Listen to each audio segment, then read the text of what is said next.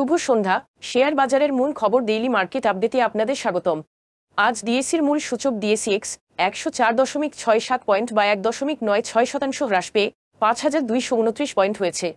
বাজারে লেনদেনের পরিমাণ ছিল 208 কোটি টাকা, যা আগের দিনের তুলনায় 62.40% কম।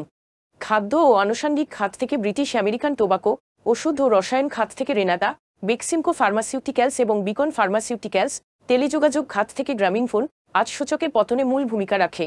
প্রতিটি খাতের আজ মূল্য হ্রাস পায়, যার মধ্যে টেলিযোগাযোগ খাতে আজ সর্বোচ্চ 2.97% এবং সিমেন্ট খাতে দ্বিতীয় সর্বোচ্চ 2.96% মূল্য হ্রাস পায়।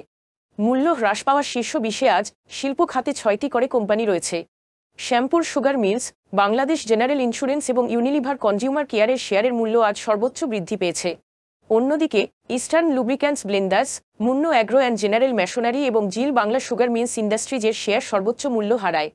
তবে এই শেয়ারগুলোর মূল্য পরিবর্তনের কোনো মূল্য সংবেদনশীল তথ্য জানা যায়নি। গত 3 মাসের গড় লেনদেনের তুলনায় আজ Shyampur sugar mills, Heidelberg cement Bangladesh এবং ফার্স্ট বাংলাদেশ ফিক্সড ইনকাম ফান্ডের লেনদেনের পরিমাণ উল্লেখযোগ্যভাবে বৃদ্ধি পেয়েছে। তবে উল্লেখিত শেয়ারগুলোর লেনদেন বৃদ্ধি স্বাভাবিক কোনো কারণ জানা যায়নি। আজকের শীর্ষ দুটি সংবাদ। জুলাই মাসে দেশে রেমিট্যান্স প্রবাহ গত বছরের তুলনায় 3% কমে 1.91 বিলিয়ন হয়েছে, যা গত 10 মাসের মধ্যে সর্বনিম্ন।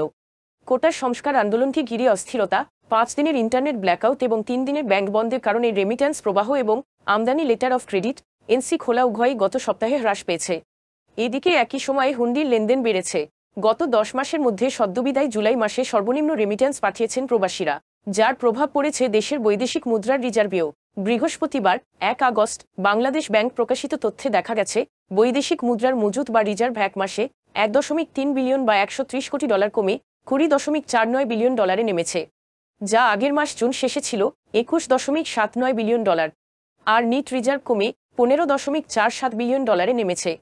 বৈদেশিক রিজার্ভের উপর ক্রমবর্ধমান চাপ এবং সরকারি চাকরির কোটা সংস্কার নিয়ে বিক্ষোভের মধ্যে S&P গ্লোবাল বাংলাদেশে ক্রেডিট রেটিং কমানোর মাত্র 2 দিন পর বৈদেশিক মুদ্রার রিজার্ভে এই পতন ঘটেছে।